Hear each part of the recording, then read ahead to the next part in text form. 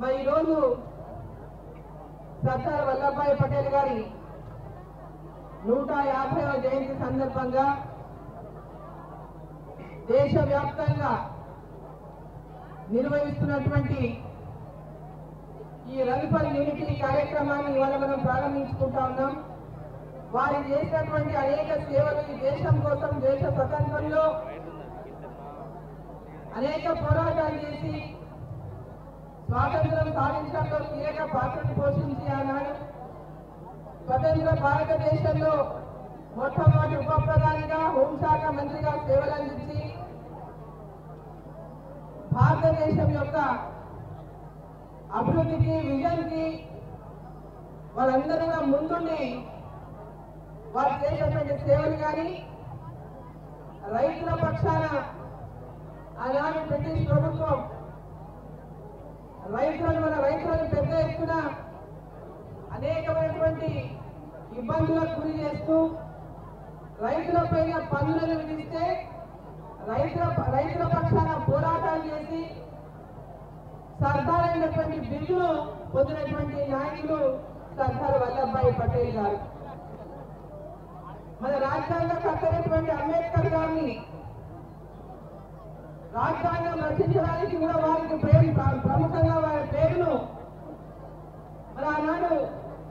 ప్రస్తావించి వారిని రాజ్యాంగకర్తగా వారు సూచించినటువంటి విషయాలు ఒకసారి మనం అందరూ కూడా గుర్తు చేసుకోవాలి. కులాలను, మతాలను, జాతి వివక్షను, మహిళలకు అందరికీ సమానమైనటువంటి గౌరవం దక్కాలని సమాజంలో పోరాటాలు చేసినటువంటి వ్యక్తి. అది ముఖ్యంగా మన తెలంగాణ విషయానికి వస్తే హైదరాబాద్ రాష్ట్రం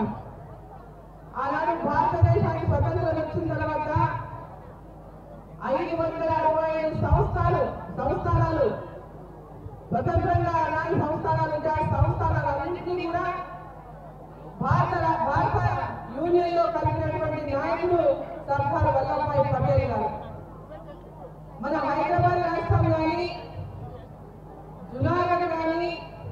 కాశ్మీర్ కానీ మన భారత భూభాగంలో కలవడానికి వాళ్ళు ఇష్టం చూపకపోయినా,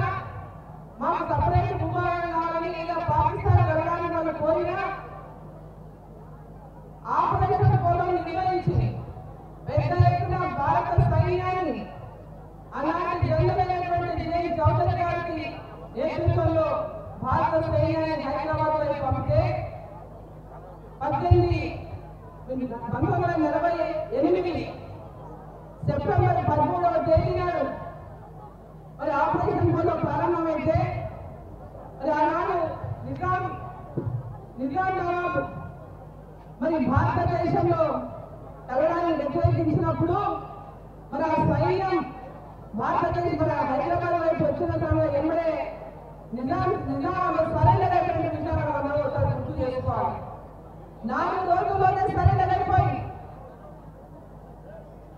మన హైదరాబాద్ స్టేట్ భారతదేశంలో కలిగిన విషయాన్ని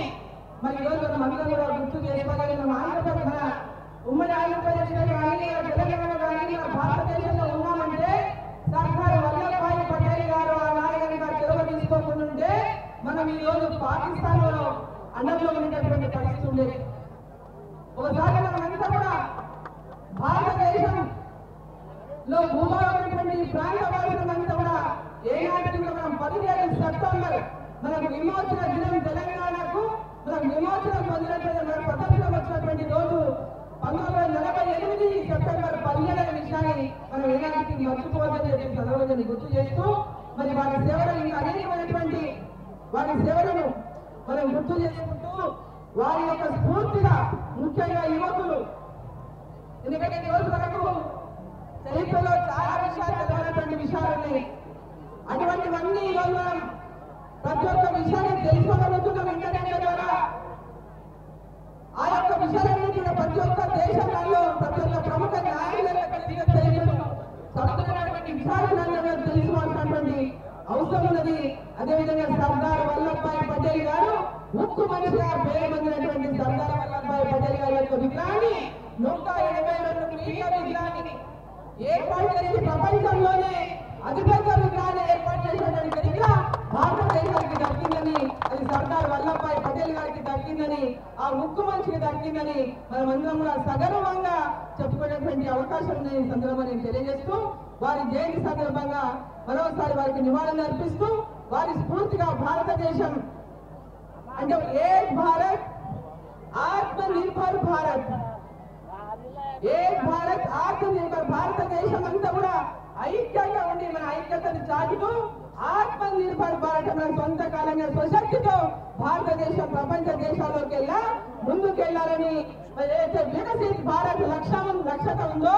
ఆ లక్ష్యాన్ని నెరవేర్చుకోవడానికి మనమంతా కూడా కలిసికట్టుగా నడుద్దామని ఈ రోజు సర్దార్ వల్లభాయ్ పటేల్ గారి 150వ జయంతి సందర్భంగా ఈ యొక్క స్ఫూర్తిని పొందుతున్న యాత్రలో ఈ రోజు రన్ ఫర్ యూనిటీ కింద మనం అందరం కూడా యాత్రలో పాల్గొందామని, ఆ తర్వాత వారం రోజులు కూడా అనేక కార్యక్రమాలు ఉన్నాయి, స్టూడెంట్స్ కి కాంపిటీషన్స్ ఉన్నాయి, అనేక కాంపిటీషన్స్. ఆ కాంపిటీషన్స్ లో కూడా అందరూ పార్టిసిపేట్ చేసి మరి బహుమతులు పొందాలని, మరి బహుమతులు పొందిన వారికి కూడా ప్రత్యేకమైనటువంటి మరి కార్యక్రమాలు ఉన్న విషయాన్ని మీకు ఈ సందర్భంగా తెలియజేసుకుంటూ అందరికీ ధన్యవాదాలు తెలియజేస్తూ, సర్దార్ వల్లభాయ్ పటేల్ గారికి, సర్దార్ వల్లభాయ్ పటేల్ జీ.